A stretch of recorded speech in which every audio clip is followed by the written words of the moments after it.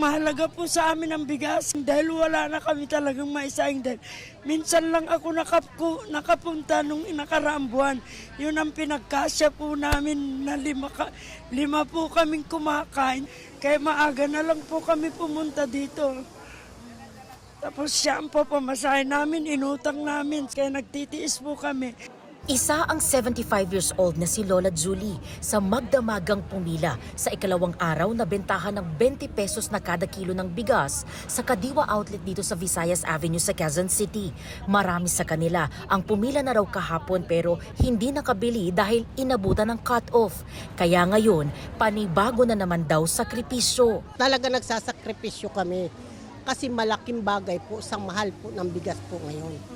Kaya dumating kami dito alas 12. Nung hindi pa online, talagang may natutulog dito alas 10 pa lang ng gabi. Talagang puyat ang kalaban mo rito. Kahapon, nag-walk-in daw si Lola Sabina na edad 76 na taong gulang. Hindi raw niya alaman tungkol sa online appointment, kaya nagpatulong pa siya sa kapitbahay para makapagrehistro online. Galing naman sa iba't ibang lugar ang senior citizens na sina Virginia at Mirna. Kami po ay gumigising ng 12:30 para 1 papunta na po rito. Nagtsatsaga po kami na pumila rito kahit alanganing oras dahil po sa mga apo para maipakain po kami dahil sa murang bigas.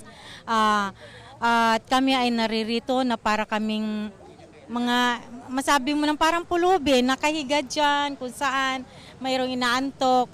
Sana po yung nakaalat sa isang ID ng tao, ng senior citizen, ibigay na po ng one time para next month na kami magkita-kita, hindi ganitong crowded po. Yung dami ko rin kamag-anak na malayo sa Kadiwa, kaya ako po yung nag-i-effort, nagsasacrifice para pumila po dito. Ayon sa Department of Agriculture, 1,000 slot ang pwedeng makabili ng murang bigas sa bawat araw sa outlet ng benting bigas sa Bai. Paglilinaw ng DA, may online appointment man o wala, basta kabilang sa mga benepisyaryo makakabili ng benting bigas. Pero mas mainam daw kung may appointment. Nakalaan ang benting bigas sa mga benepisyaryo ng 4Ps, PWDs, senior citizens, solo parents, magsasaka, mangingisda at PUV drivers. May limit na 10 kilo kada araw at 30 kilos naman sa loob ng isang buwan ang pwedeng bilhin ng kada benepisyaryo.